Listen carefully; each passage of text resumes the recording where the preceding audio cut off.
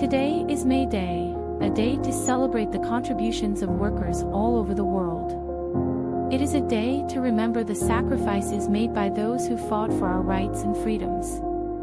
May Day is also a celebration of spring and renewal, a time to appreciate the simple pleasures of life. So, let us come together and honor the workers who have made our lives better. Happy May Day!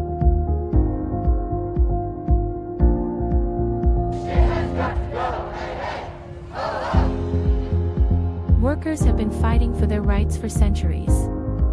From the early days of the labor movement to the present day, workers have been standing up for fair wages, safe working conditions, and the right to organize.